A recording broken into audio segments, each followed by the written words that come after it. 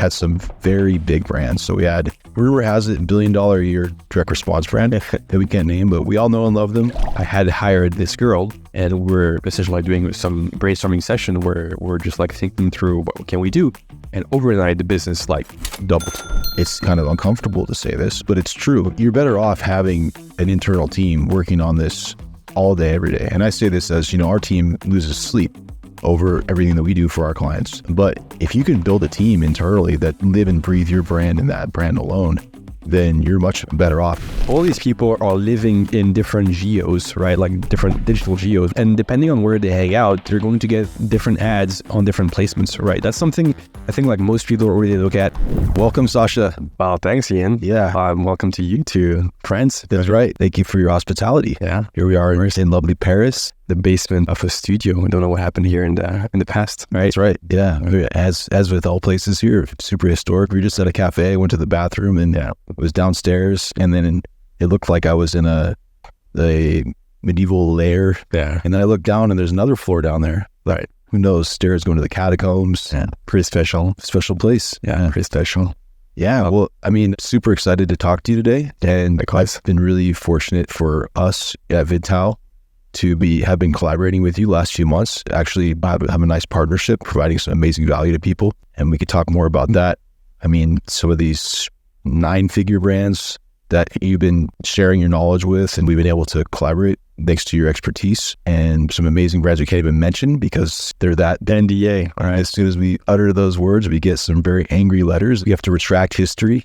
Yeah. But apart from that, even everything you've been doing on your previous client work and your current client work, consulting work, always seen you as being a real leader in the marketing space generally, but also specifically more around as well UGC, getting high quality video that's super authentic and really amplifying people's messaging. What would you say are your biggest success stories in the past, say, year and a half that you've seen? I worked with a lot of brands for that specific service, which is essentially your video creation of UGC. We had a lot of success with a couple of brands where we provided ads that would spend upwards of like $500,000, $600,000, $700,000 on one single specific ad, which is pretty decent when the average cost to produce that ad is going to be around like $200, right? So that's a pretty good investment. And this is not uncommon, actually. This is something that I don't see on every single account because, of course, you have to nail down the offer and the landing page and all of this. But when you have a solid business in place where you have product market fit, where the offer makes sense for people, where there is enough value, UGC is a very, very important piece of the overall strategy because it just simplifies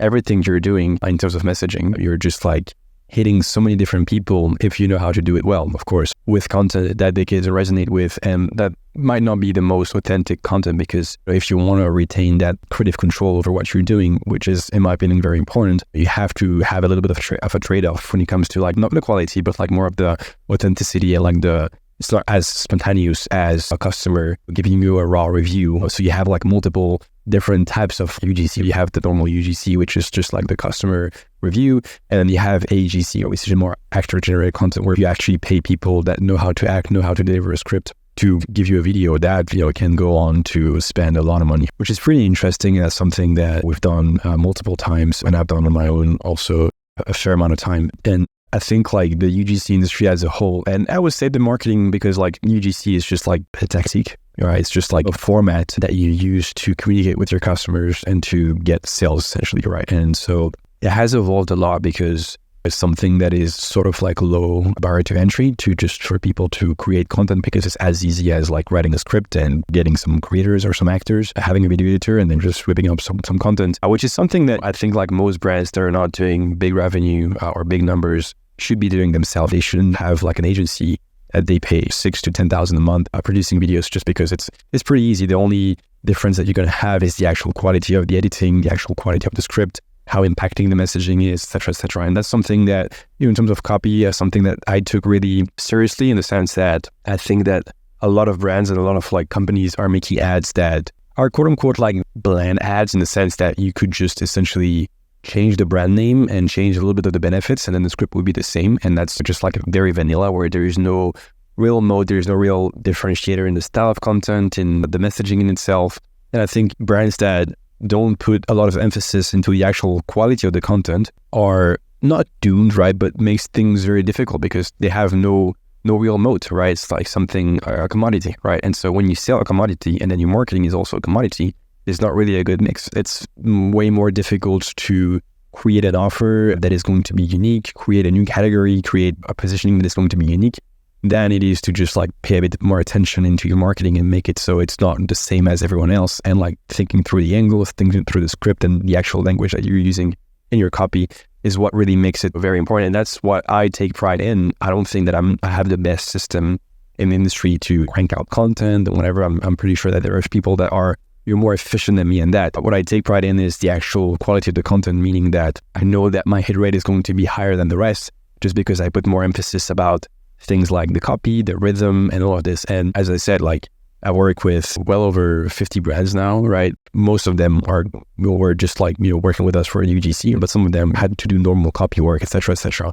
And we had a good win rate for the clients that we produced for. And that's why I'm really still bullish on UGC, especially now that you have things such as AI that really allows you to essentially like just work with actors to create a big content library where you can have every single shot imaginable of your product to like really communicate visually what you want about your product, and just like essentially use ChatGPT and voiceovers from AI such as like 11 Labs or something like that to crank out as many scripts as possible. Because I think the game for most people is to crank out the volume while being very conscious of the quality of the creatives. And that's a mistake that I see a lot about Facebook ads and creative testing, is that people just essentially test mindlessly, in the sense that they're just going to test a piece of content without any real assumption or hypothesis behind that, right? Because every single thing that you're going to do on your acquisition, whether it's touching your ad manager, creating a new piece of content, testing that piece of content, has a specific objective. Like you have to do something for an outcome. You can't just like throw shit at the wall and see what sticks, right? That's not, it used to be like that, 2016, 2017, 2018. But now, since things have gotten more commoditized and there's more not complexity, but like competition, you have to be thoughtful and intentional about what you're doing for your business. Otherwise, how are you going to learn, right? If you don't have a proper documentation process in place, if you don't know what you're doing and you have an assumption about the market and hypothesis about the specific action you're going to take, in 6 months from now, if you don't take any notes and if you don't really have any type of like documentation, well, it's very difficult to understand what's going on in your business. You don't really know what has worked, what hasn't worked. And it's just like essentially like day trading your business, and you don't really have a business. You just have an offer that works for now, but who knows when things are going to stop. I'm very bullish on AI to be able to produce all of these creatives, because that really allows you to have a lot of flexibility in the testing. And if you have the discipline, like the intention behind like just like testing your things, you can grow something great with this tool that is UGC, right? What do you see as mistakes that brands are making when it comes to trying to do it themselves? Right. So I think the first step is really like, in my opinion, paying too much money to actors, right? Is like, I see a lot of brands paying $500, $600, $700, $800 for a piece of content when there's really no need for that. And especially now that you can use AI, where you can just like have a big list of B-roll where you don't have to have too much input from the creator. So that's one. I would say the second thing is really on the copy side, right? The copy side is extremely important because, as I was saying, like when you have scripts where you can just like fill in the blanks and you have almost like a template, for example, like the hooks, you have a lot of people sharing hooks on Twitter, which some of it is great. And when you have new hooks, like you should test them. But if you just rely on that, well, again, it is going to be the same thing as every single other company, which can be great, but it is very important to have a strategy that is going to make you look different, right? So I think copy, not putting enough attention in copies is probably the main mistake. I think like copywriting in e-com as a whole is something that is like criminally undervalued, right? Like people already put emphasis into copy. They think that they can still hack Facebook to get better results, etc., etc. But if you have a good offer, if you have a good business, like it comes down to the messaging and to the copy, right? So I would say like the first big mistake is that. The second mistake, in my opinion, is the thing that I just described about not having a documentation process in place and not having an hypothesis for every single thing that you're doing, right?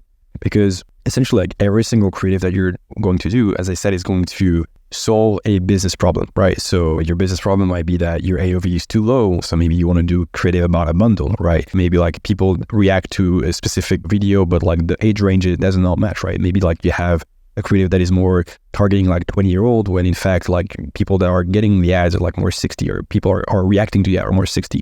Well, the next hypothesis or the next thing that you want to do to solve this business problem is make ads that are going to be appealing more to 60-year-old, right? And so if you make actions that are essentially solving the same business problem again and again and again, you're just going to create complexity and confusion in your business, specifically in the ads manager, right? The ads manager is called the ads manager, and you are the manager, right? And so if you consistently essentially like test the same type of content to the same type of audience, well, you're going to create an environment in your ads manager, at least, where there is a lot of competition, and each ad or each effort that you're doing on the marketing side doesn't get enough data, right? And so you essentially like shoot yourself in the foot straight away, just because when you have something that is as great as Facebook in terms of like machine learning and algorithm, and you don't leverage it because like you just want to test creative for the sake of testing creative, it just makes things very, very difficult, because when you target the same audience and two ads are competing for the attention of the same audience, no ad is really going to be able to essentially get enough data to really like be a clear winner. So when you have a winner, you don't want to test the same thing as this winner like only, right? You really want to have a variety of content in your media mix. And I think like this thinking is applied on both the channel level, right? So the amount of different type of content that you do, right? Whether it's a static, whether it's a GIF, whether it's a UGC, whether it's a AGC, whether it's AI content, smart VSL, etc., and also at the actual like channel level, in the sense that you want to do Facebook and YouTube and all the other stuff that you can do.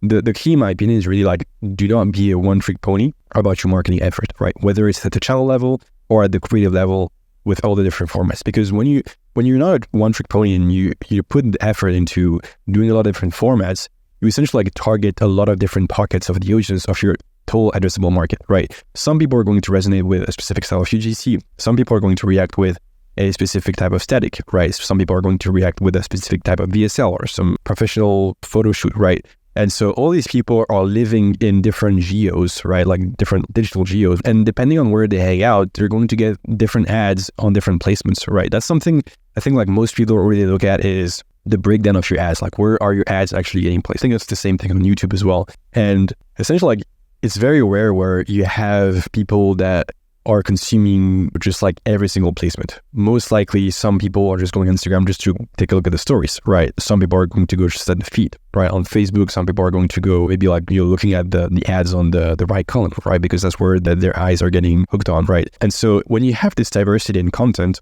you can essentially target people not only multiple times and in multiple places and be omnichannel and also everywhere on the channel, but also target a lot of different people and a lot of different pockets, as I was saying, of your addressable market. And that's what really makes Facebook a great thing, because you have essentially a digital town and you have different billboards everywhere with different formats of the billboards that are going to appeal to different people. And that's how you get more customers. Because if you have a digital town and you have only one placement with one style of content, well, you're going to appeal to only one type of customer. And that's just makes you a one-trick pony, essentially. Mm-hmm. Yeah, makes sense.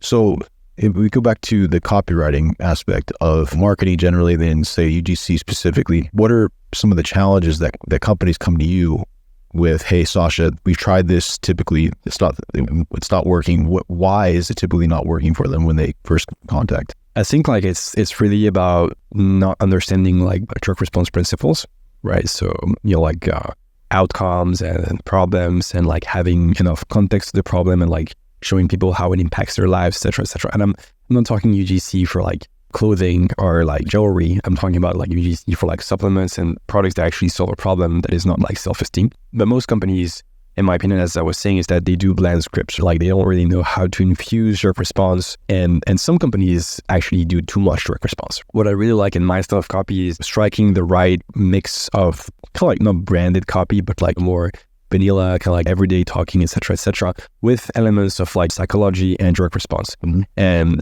And that's the thing that really makes a great UGC script. It's not too long, where you really hammer on the problem and the emotional thing that make the ad not really believable for people. That's very important. And on the other side, it's not really an ad where people essentially when you have an ad that have no stake. Essentially, like my thinking is that when you don't use direct response principles, you have communication straight into, I think like it's the reptilian brain or the limbic brain, I don't remember exactly. But basically the thing that really, scans the environment at all time to be able to see, okay, well, is there any threat to my life? And so before that, we used to have that when we're getting out of the cave and scanning the environment if there was like a saber-toothed tiger or whatever, and that would inform us if we would have to freeze, fight, or flight. Right now, it's a little bit different. Right now, our system is more about like, hey, is this piece of content while scrolling worth my attention? Like if I'm not listening to this piece of content or watching this piece of content, is it going to have negative implication on my life? Or is it going to have positive implication on my life if I listen to it? And if your hook and if your ad can't answer this question of, is it going to benefit me or is it going to not benefit me if I don't listen or watch or read, then people are just going to scroll away. And that's the thing, like the problem with most people is that when you're in the stage of where you can't really do brand because you don't really have that luxury of being able to piss money away and just like grow the brand for the sake of it, but you can also like be super aggressive. That's where you need to find the good balance into making ads that have stakes, but making ads that are also believable. And I think that's like the whole challenge, because as I said, some people are going to just like boss the wall and just like do super emotional stories, which can work for sure, but I don't find it super ethical, and I think it's just like playing on people's weaknesses, which I think most brands don't really want to do.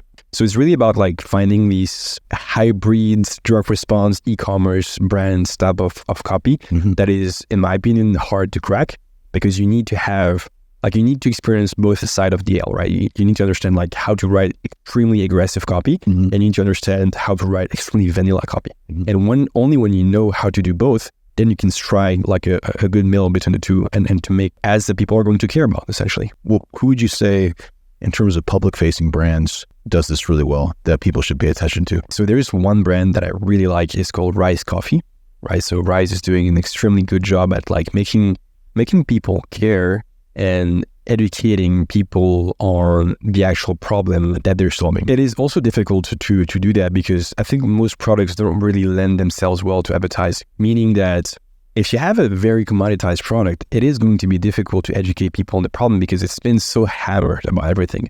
Compared to if you spend a bit more time about just like being intentional about like your positioning and how your offer is going to do things, benefit the user, then everything becomes much more easier, right? So yeah, companies like Rise are doing an extremely good job. I think Blissy is doing a good job too. Yeah, you have a bunch of mostly on the supplement side that are doing good. Beauty brands as well. Some beauty brands are doing good.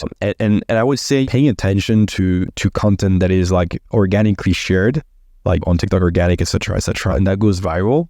Understanding why this content is going viral, while people are going to share it and watch it, etc., is very key to making good content, because like essentially like an ad that you're putting ad dollar behind is nothing more than an organic piece of content. It just comes different because people know it's an ad. So if you make an ad that is like looking too much like an ad and that has no education, no stakes, no nothing, well, people are just going to get pissed in comments, like make comments about it that are not really positive. So you really want to make content that is like digestible, that is educating people, and that when they watch the ad, they either take an action or get out of the ad with a new, fresh perspective about something.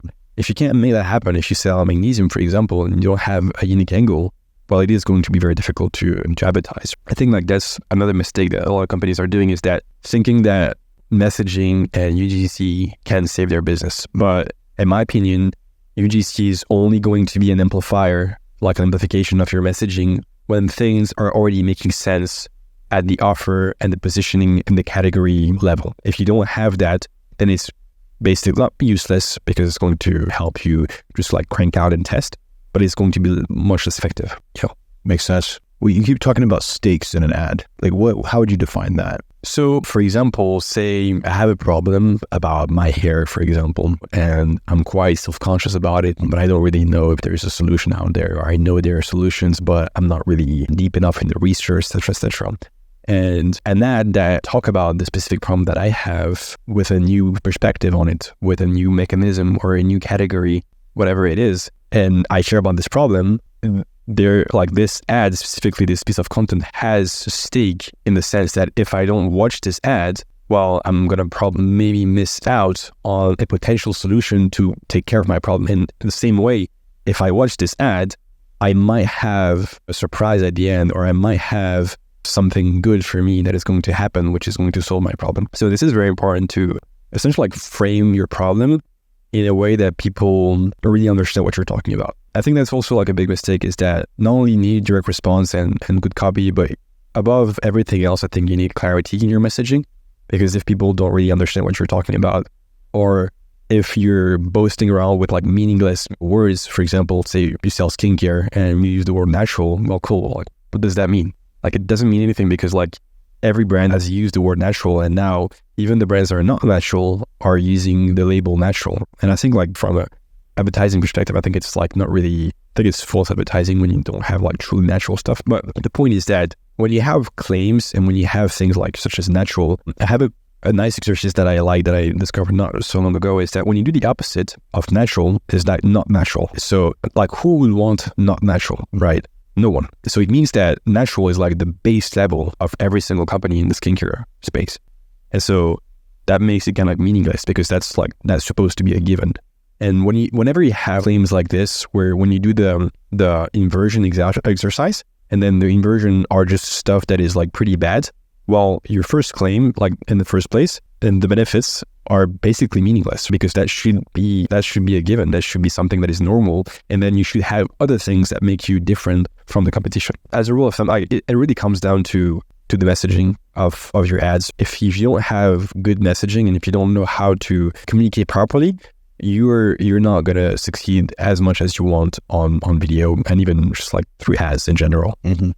What are the stakes in terms of, for a brand, to not figuring this out, and having a way to generate these kinds of believable UGC or AGC, however you want to define it? What are the stakes for brands who don't figure this out? Well, in my opinion, is that if you don't make efficient creatives and efficient videos where you can communicate with your audience properly, well, first you're going to get much less traffic, right? Because like, especially like most businesses that are like in the 1 to 5 to 10 million range are typically like one trick pony, in the sense that they only rely on one channel. And if you don't get the most efficient creatives possible, then everything is going to start shitting the bed at some point. Like, you have a winning offer now, but if you don't keep iterating on the messaging, and if you don't getting customers to hear about you in different ways, well, you're kind of like, I don't want to say doomed to fail, because like you can course correct, but you have a big opportunity cost of not figuring out how to communicate with customers at scale and like different parts of the customer. Because like, I think like the beauty of UGC is when you do it right, you can communicate with so many different audiences. Like, say you have a product that can lend itself to different audiences with different benefits. You can have a 65-year-old, you can have a 20-year-old, you can have a 35 with a family, you can have a single mom, you can have this and that.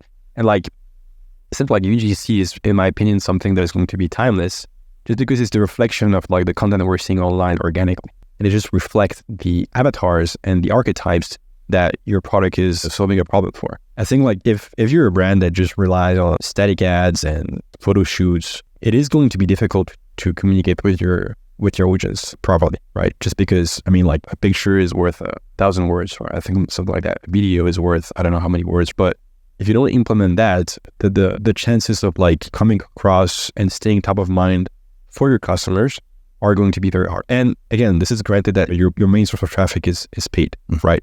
It's just like, as a business owner, the only thing you want is more efficiency and better results on paid, which everyone wants. And UGC is, in my opinion, and not only UGC, I was saying like you need a media mix that is like very, like has a lot of variety. But UGC is, in my opinion, now that should be a bedrock of every single strategy and every single media mix of every single brand. Just because, again, like that's the reflection, that's the mirroring effect of the content that people consume on social media. You mentioned several times about what's trending organically, types of content, subject matter, etc., format. Where do you typically go to really understand the pulse of what things are happening organically for a given vertical? Well, you go on social media, I think like especially TikTok, because I think like TikTok is especially good for like ideation, especially like for angles and hooks, just because people are on this platform are so creative. They just like do so much content that is like very, very creative. I remember I was like trying to ideate for like a hair loss brand, and I remember going on TikTok and just like searching for like hashtags about hair stuff or hair loss or whatever. And I remember seeing this girl doing some crazy stuff on her hair with like egg yolk, some paste of like spicy whatever, and boom, I mean that's an angle, right? Like having a green screen effect of like, hey, like a react of like, hey, this is not something you should do for your hair. Here's the product, here's the solution. Like it's not that, but it's this solution, my solution that is the best, right? And that's an angle. And I think like if you spend a little bit of time, I think like maybe like 20-30 minutes a day on TikTok or even buying ads, in my opinion, that's a very high return on investment move, because you're going to get endless inspiration for your ads, right? Mm-hmm. And again, if you make ads that are kind of like mirroring what people are seeing organically, and especially like if you have videos that have gone viral, for example, like say this girl that went kind of crazy on her hair, went viral. Well, this angle, we know that resonates with people, so it's already somehow like pre-validated by the market before you even go to paid, because again, like paid is just an organic post that you put ad dollars behind that. So if you can mirror as much as possible content that people are seeing there and reacting to, well, you already have a kind of like a pre-testing round where the ideas are not just like coming out of your ass without any hypothesis or any assumption about anything. It's like already sort of like pre-validated by market, which is, in my opinion, like very important to do. Everyone should just like spend 20-30 minutes on TikTok a day, which can be difficult. It can get sucked in. Yeah, hard to just spend 20 minutes. Hard to spend, yeah, it is. But that's worth it. So what would you say are there differences or things that you want to add or subtract from, let's say you find for this hair product, you find an amazing piece of content on TikTok organically. Are there things you typically want to add or modify in an organic to make it more direct response and where it's paid? So at the end of the day, people will still know that it's an ad just because like it's not coming from the creator, like it's going to be a script or at least a brief that people have to do. Some people will know that it's an ad just because the actor is going to come differently than it was just like them having an idea and shooting it. And this is where it's very important, because as soon as people realize that it's an ad, there is this like buying protection that's just like kicks in. And this is when you essentially like need to be clever with your messaging, with your editing. So like, can you switch the frames every 1.5 seconds? Can you install rhythm, break the rhythm, retain their attention, right? If you can do that, then you have much more, like you're just like stacking the odds in your favor of like succeeding with this ad. So I wouldn't say that I take anything from like the organic piece of content in that matter. Maybe like the hook, like for a green screen or asking the actor to replicate that to do a reaction. But everything else, since it's an organic piece of content and people just are there to consume that, like we can't really use that because they will know that it's an ad, is going to come not really, natural, and they will just leave. Mm-hmm. So it's very important to use these social media and these organic ideas for ideas and maybe for hooks, right? And maybe for some messaging, like in the comments, what people are talking about, some stuff that they do in the video, whatever. And then the rest, like making sure that you have the direct response principles in the copy, in the editing, or making sure that you do as much as possible to retain their attention and your direct an action. The problem with organic, in my opinion, is that you see a lot of videos go viral, and I've seen that multiple times, where you have like 300, 400, 500,000 views, but it doesn't result in sales because there is no real incentive for people to go there. Unless like there is a specific product pitch that is kind of like disguised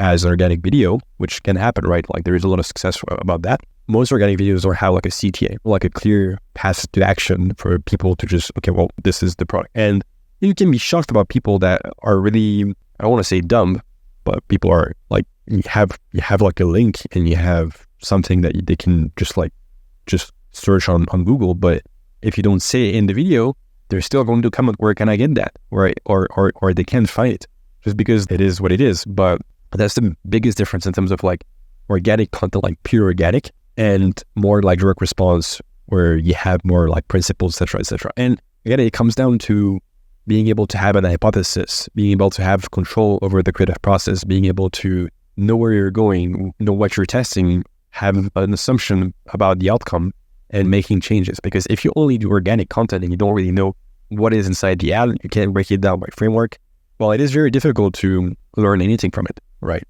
Because if you have an organic video where it's just like structured as a normal piece of content where people just put out their phone and just start talking without following a specific script or at least a specific framework, and then the ad is working or not, well, you don't really know what's working, right? It's like very difficult. And to the same point of like, when you test 1,000 ads, say you follow this method of like testing a lot of different ads that have no real structure behind it. Like, just like you see the other product and you get the content and you just test it. There is no way you can hold on the left hand your P&L, right? Or the bank account. And on the right hand, your ads manager and say, okay, well, this ad did this. It's not possible. And when you don't have an hypothesis and when you don't understand the outcome of one specific ad, you're not disciplined in your testing in the sense that you're going to test 200 ads a week, just like, day trade with ads, etc., etc. There is no way that you can point out at your bank account and say, well, this is the marketing effort that resulted in this. And if you do that for 6 months, you make money, sure, that's great. But 6 months from now, if things don't work anymore, well, what do I do? Do I keep testing more? Do I 3x the output? Right? It's not really sustainable. So it's all about being intentional about the script. And I think organic has its place, but I use it more for ideation rather than just like using that as an ad. I think a lot of people are going to be on board and realizing, okay, this is something I need to do as a brand. How easy is it typically for people to figure this stuff out on their own? It is doable for sure. Like it's not rocket science. I would say the difficult part is understanding every single piece of the system. Mm-hmm. How do you do it efficiently with as little waste as possible? Because I think that's the biggest problem is like content can take a lot of time. Actors can shit the bed. People cannot do their work because you have the task. So I think it's really twofold. It's like, first, understanding all the pieces is going to take time. It's not going to be difficult. Like you can do it probably. It's not really super, super difficult. And the second fold, which in my opinion is more difficult, is finding the people that can work this system. I don't think that most brands should work with agencies, to be honest. I think like there is this place where agencies are very useful for bigger companies that don't really have the resources or the time to hire a team. But whenever possible, I think it is better to take a bit more time and a bit more patience to essentially like put together a team that is going to be able to triple or quadruple the output that you're going to get from an agency for a third of the cost, right? Especially now that you have all AI and the resources that you can get, et cetera, et cetera. If you put together a proper resource for your team, which we have in the course, right, on how to train them, what's the curriculum, the actual way to work all the pieces of the system, then I'm not saying it's easy, but it's simple. It's like very straightforward. Like it's like a factory, like which is the name of the course, UGC Factory, where every single person has their own function and it's just like a conveyor belt, right? It's like first step doing that, second step doing that with the second person, et cetera, et cetera. So yeah, I think like it is doable to do it and to figure out by yourself. I think there is enough resources on the internet to do that. I think it's gonna come down to what is the quality that you're going to get. Do you need to have high quality and a lot of volume straight out of the gate, right? Because that's probably gonna be the biggest problem is that if you figure it out by yourself and you just hire some people and try to train them, it is going to work, but maybe by month 3 or month 4 or month 5. And who knows if you have to fire someone, if you have to start over, et cetera, et cetera. Versus when you have a system that is already proven to work with a good understanding of like every single part of the system with every single processes for every single part and a list of candidates of people that already went through this course, that already know how to work the system, then it becomes almost like a turnkey solution where you have access to the SOPs that you can put into your business. And then you have access to people that already know how to work these SOPs and can just like get it off the ground running very quickly and just like start making content. That's the main thing, right? Mm-hmm. Makes sense. So basically, if we were to paint one extreme, so we have, let's say you have a CMO who wants to really ramp up this ability to rapidly create and iterate with user-generated content. So they're going to have to develop and understand SOPs that actually work for sourcing, for copywriting, for managing the talent, et cetera. And they're also going to have to go out and be HR and find good people who know how to work the system themselves. So does somebody have the bandwidth to do that? It depends on how big the company is and depends on like the day-to-day. But I think like, especially like, I don't think that hiring a video editor or someone to manage talents or even a media buyer is like difficult nowadays. I think like the key role that is difficult to hire is a creative strategist. So the person that is going to kind of like drive the projects, ideate, write the scripts, just like, get the analysis from the media buyer, work them with your media buyers to continue iterating and testing more things, etc. Like the entire production, essentially like the product manager of your creative team, because it's such a young role and it's such a role where you have to essentially combine the both side of your brain, where you have to be analytical with the numbers and understanding like how the ads is doing and like what can we do better and what are the learnings, and also the other side where you have to be creative. And this is important, right?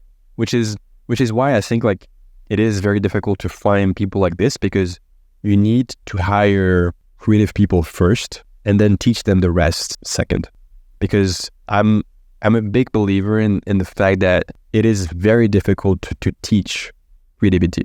I think like you have a ton of media buyers and a ton of analytical people that go on and can make a lot of ads, that can go on, the spy tools on VidTao, on whatever they can to find ideas for content. But if you're not a creative person, you don't really enjoy that and like coming up with new ideas and brainstorming, it is going to be always like just like replicating other ideas and like doing stuff that looks like the competition. Versus if you find someone that is creative, they can have these new ideas, these new angles that can sometimes be a breakthrough for your business. We had this case for a supplement brand that was struggling. I had hired this girl and we're essentially doing some brainstorming session where we're just like thinking through what can we do.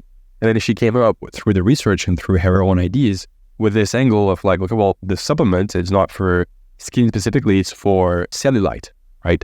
And we did that, and overnight the business like doubled. Wow, right? They went from unprofitable to being profitable and doing positive contribution margin and scaling on Facebook. Wow. And so it really comes down to that sometimes of like, can you find breakthrough ideas, right? And one, again, it's just that I think that creative people have a better inclination to do so.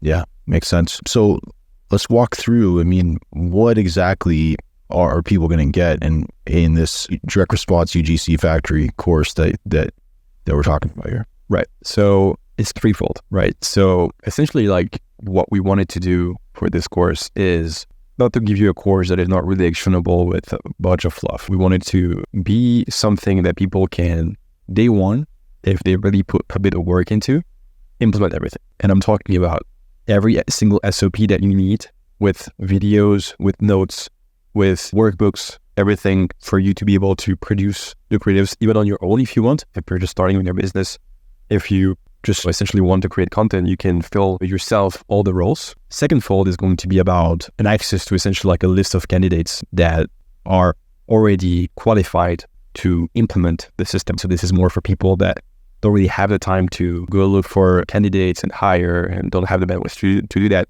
And then the third fold is essentially like a step-by-step walkthrough on how to hire these people, because like, sure, we're going to provide a list of people that work it, but there still needs to be an onboarding process. There still needs to be a hiring process. And for example, say we have a list and you hire one, it doesn't work, and 2 months later we have no one on the list that is available for work. Well, you still need to go out and find someone, right? So you'll have all the process where we teach you how to fish, on how to find these people that are creative first, what's the curriculum to train them, etc., etc. So you have like a system in a box where you can implement everything at your pace, of course, where you can do it yourself, you can hire people to do so, but at least you have all the SOPs to essentially crank out as much content as you want, since you can hire this small team or even do it yourself. And you will have to pay an agency like $10,000 a month to produce, a handful of creatives, right? You pay much less to a team, and then you can have as much output as you want.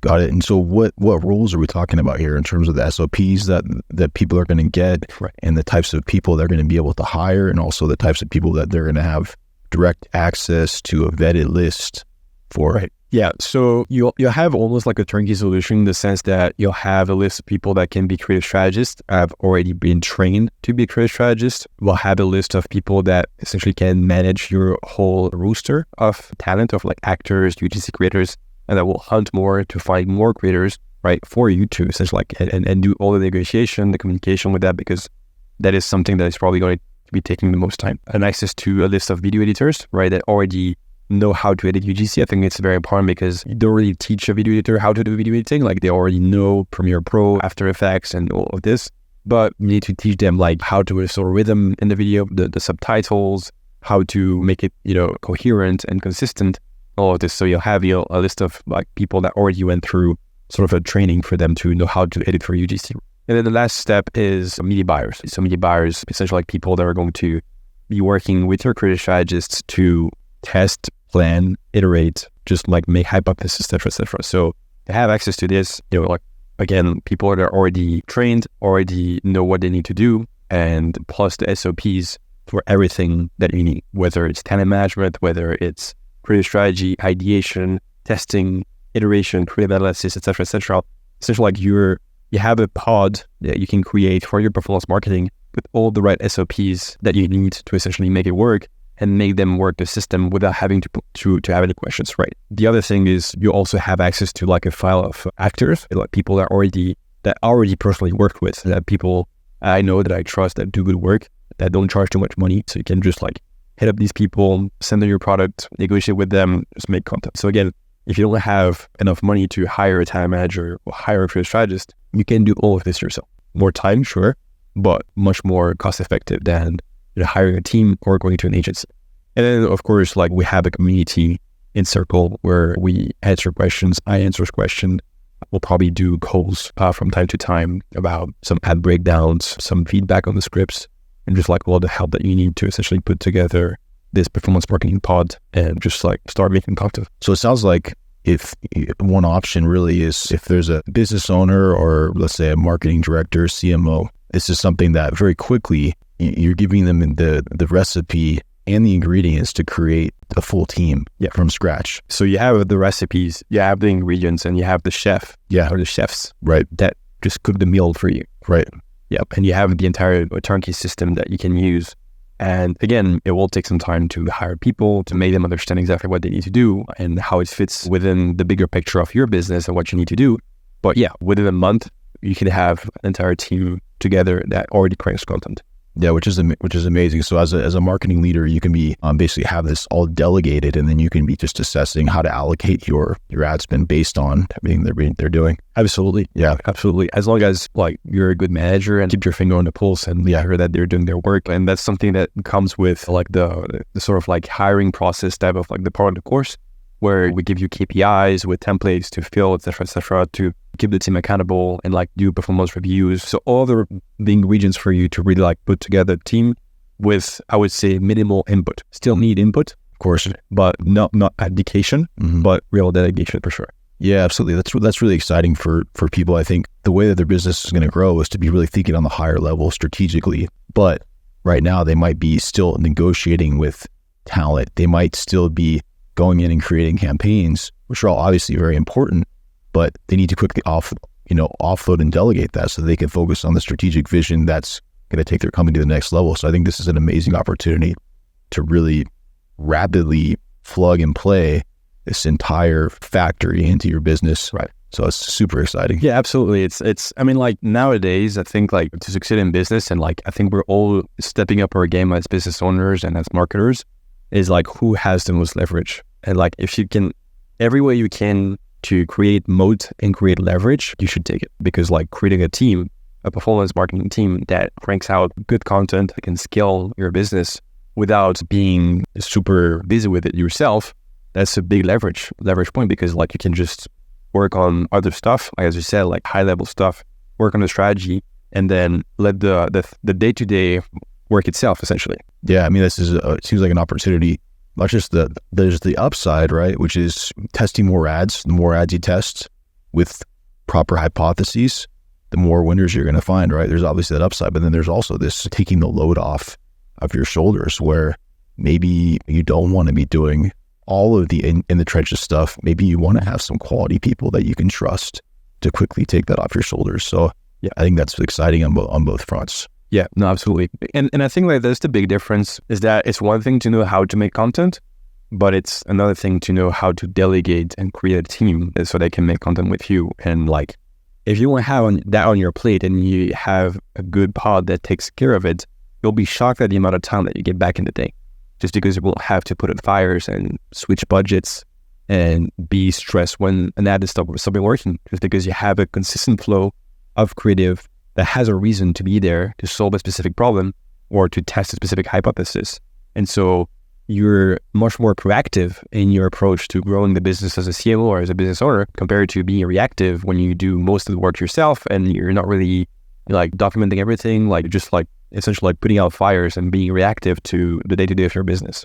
Yeah. And what I love about this too is that it's an iterative approach, because it's not like you're just hiring some kind of superstar. You might be hiring a superstar as a result of this, but you're understanding how to hire, how to think about hiring, and how to actually, you're getting sort of the training wheels, so to speak, or the structure to really effectively manage this whole department. Let's say someone decides to move on down the line. You're not totally dependent on that person, and taking all of the knowledge that is gained to the organization is not dependent on one person. It's sort of centralized in your actual company, right? So that as people want to move on, or as the personnel changes, as more people work, they can tap into that immediately. And so I just think it's such an enhancement for an organization. To me, it's like, it's very interesting, because it is a process that compounds, in the sense that when you have one media buyer driving the entire strategy, or when you have it yourself, whether, say you're a CMO and you don't own the company, but you're just been hired to do that, or directorial growth, whatever, and you just test ads and you don't document it, don't have a process and don't have the SOPs. Well, again, if you leave in 6 months, the company has to start over, because they don't have any idea of like what has been tested, why it has been tested, what was the result, etc., etc. Versus if you have all the system, all the SOPs, all the processes, the flow charts, the learnings that you get, the assumptions of people about the ads, etc., plus a documentation process that is like very thorough. I take great pride in that. Well, it compounds, because 6 months from now, realistically, you might have some churn. You have people that just like leave. Well, it doesn't matter, because you can just like train them back up. Okay, well, I show them, well, this is what we've done for the past 6 months. This is what has worked. This is has not worked. These was our assumptions 6 months ago. These are our assumptions now. And you have, as you said, like a centralized source of information that people can just tap into, compared to having a media buyer, or even having an agency where they just do stuff for 6 months and just like fucking up. So you fire them, and then again, like you have nothing to show for it, right? Like no information, no knowledge, nothing. Yeah, absolutely. I think as an agency owner, it's kind of uncomfortable to say this, but it's true, is that you're better off having an internal team working on this all day, every day. And I say this as, our team loses sleep over everything that we do for our clients. But if you can build a team internally that they live and breathe your brand and that brand alone, then you're much better off. And this is what you're teaching people how to do. And the other thing is it gives you an opportunity to, now you're freed up and you can think of new products. And then when you want to test something, you can quickly test it with this team. And as you discover new products for your company, and as you expand, you can quickly plug and play these additional teams, so that it's just an amplification of whatever business, wherever direction your business goes. Yeah. You buy back your time to work on tasks that move the needle more. And to your point about the agency, I don't think that it's an or. I think like agencies have their place, but I don't think that it's smart to have a business that relies exclusively on agents. True. Meaning that I wouldn't want my business to have an agency for creative, an agency for Google, an agency for YouTube, an agency for TikTok. Just because like if things don't work, like everyone is going to blame each other, and like I won't have any answer, and like I'm going to be frustrated. Versus if I have a team that is already put together that do work, and I just want to get more content, different things, maybe like a different look on consulting, whatever, then it makes sense to have an agency. I think that's the problem with a lot of business owners, is that they try to just like put the accountability in an agency or a freelancer or an external source of service when the foundations are shaky. But if the foundations are solid, then you can bring external vendors, and you have to. Mm-hmm. For example, the creative thing, at some point your team is going to start hitting their maximum output, and there will be diminishing returns as you hire more. So it makes sense to have external vendors. And I've seen that for many great brands where they have 2 or 3 agencies that do the same thing to just like have more output. And that's commendable. That's great. Yeah, no, sure. It's true. And I agree. I think on the agency side, there is something to be said for having your eyes on a lot of different campaigns, and you learn so much. I mean, no one brand is going to have the breadth of the experience that our agency has across all these different verticals. And so that is when you can come in as an agency and inject this new knowledge. If you have a team already built, then they can absorb this knowledge, and then it captures it long-term for your organization. And then you can apply that for whatever you do moving forward, whether you continue to work with an agency or not. That's what's super valuable. And what I do see in working with a bunch of different companies is it's very rare to have a very solid internal acquisition team like we're describing. Right. So what's so amazing is that you're really providing that roadmap, and not only that roadmap, but we have people we can plug in immediately who can fill all of these roles. Yeah. Yeah. No, that's very important. And I think like there's a lot of value in agencies to like test new channels. Like for example, say you have TikTok shop, for example. Like, well, it might not be smart to put a lot of strain in your team to just test the newest shiny object. It might make sense to have an agency that is specialized in some specific service or something that is totally different from what you just say. You're big on UGC, etc., and you want to test native. Well, obviously, your creative strategists don't know how to write 1,500 words of copy for an editorial, right? So you might be better off like hiring a proper agency or a proper freelancer to do that. So I really think that it's not an or, I think it's an and. Yeah. Based on like the different connections that you have on the business and at what stage you are also, what you want to do. Absolutely. Yeah. Yeah, it's very true. And yeah, anything else you want to add about UGC Factory, just the overall? Yeah, well, I think like overall, I really see that as what is the alternative. And this is where it's a little bit, I just said the opposite, but like the alternative is like paying agencies a lot of money when you don't really know how to monitor their work or to even do the work yourself. When you do that, you just like end up hiring people to do the work and put accountability on themselves or on them and be frustrated if the output is not there, because it's really a numbers game. It is really about like pushing out and cranking out volume while maintaining quality. Because in any case, everything that you do in the business is always going to be 80-20. It's not going to be like 50%, 60%. I think something like 20%, 25% is already good. And realistically, if you have an agency that have like 15 clients and it's going to give you a couple of pieces of content, well, you need more. You need more attention to details.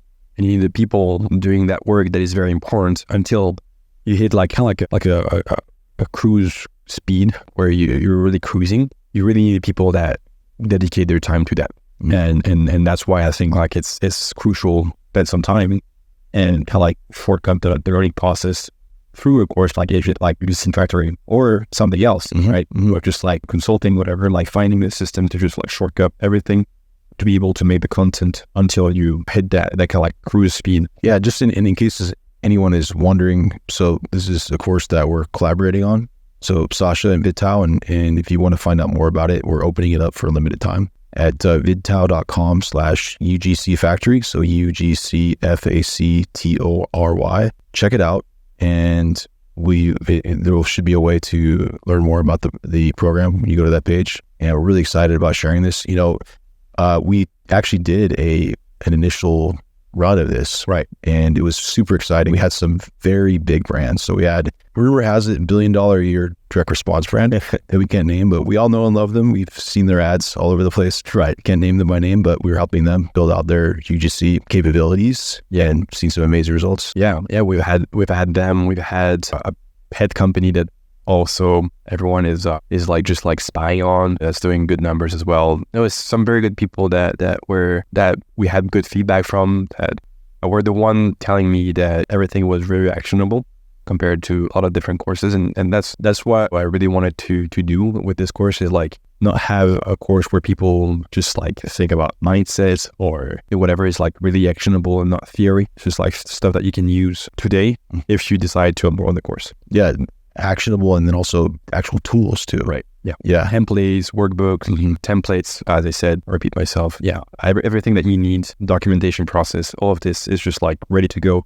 It's a turnkey solution, really. Yeah, absolutely. That's what's super exciting. So, I mean, who would you say is not a good fit for this program? Who do you think maybe is best served by trying to do it themselves and kind of figure it out? I would say people that can't have the discipline to go through the material, can have the discipline to do performance reviews, set up the KPIs, and essentially like work the system. If you're expecting this system to just work by itself, which at some point it will, it's just that when you start something from scratch, like it has no momentum, it's like inertia. So you have to put a lot of effort into that thing to get it rolling, get the momentum. And of course, it's not like effort where you have to figure it out because you just have the instructions on how to do it. But if you're not willing to do the work, the initial work, to set it up, hiring the team, creating the team, manage them, working with them, etc., for the first 1 month, 2, 3 months, then that's not a good fit, because it's not like like magic, whatever, right? It's still a course. The second thing is, I would say, is maybe like, depends on the volume, right? If you're very, very, very small, I would say, just shoot content yourself. Just like put up your phone, shoot it at. right? These are probably the only cases where I would say it's a bad fit. Just because like, I mean, like, even if you're a small entrepreneur, like a small business, like you could still get value because you could still do everything yourself. But if you're just starting out, I would say like it's better to just shoot some ads and test the demand before trying to get deeper into the messaging and how to communicate to your customers. Right. Nice. And then on the other hand, who would you say is going to benefit the most from incorporating this in their business? Businesses that have product market fit. Doesn't matter if you do 5K a month, doesn't matter if you do 50K a month, 500K, 5 million, doesn't matter. As long as you have product market fit and people are already buying, it makes things so much easier. That's where I enjoyed the most working with these companies, is that like everything is easy, right? As I said, UGC is just an amplification of your messaging. So if you already have winning messaging, a winning offer, good positioning, and you own the category or your market share, and everything is very easy because you just amplify the messaging, you test different angles, and you make content that resonates with your audience. So you'll get good result for that. If traditional advertising is already working for you, UGC will also work, right? It's just a different format. Got it. And like you said before, they stand to not only increase output so that finding more winners, but also just taking that load off the shoulders of having to be working those 12-hour days as a CMO or as a marketing manager or whatever. And just you're cloning yourself in so many ways. It is a moat. Yeah. Right. As much as you can build teams that are going to be efficient, it is going to be a big moat for your business. Yeah. A big advantage of the competition, because if you can spend more time in the game and if you can produce more ads than your competition, then you're automatically winning. Yeah. In case, right? As long as there is discipline behind it and intention. Yeah. So again, anyone who wants to take a look and see what this is all about, see if this is still available, because we're not going to be doing it. It's not an indefinitely open thing, right? But it's definitely some involvement. Yeah. So VidTao.com/UGC Factory is where you can find out more about the program. So yeah, very excited. Yeah, just super excited to be collaborating with you and learning from you on this. Thanks for giving me the opportunity to leverage your platform and help people. Absolutely. I think it's going to be super exciting. Again, amazing results the first time around. Just some fantastic feedback from people.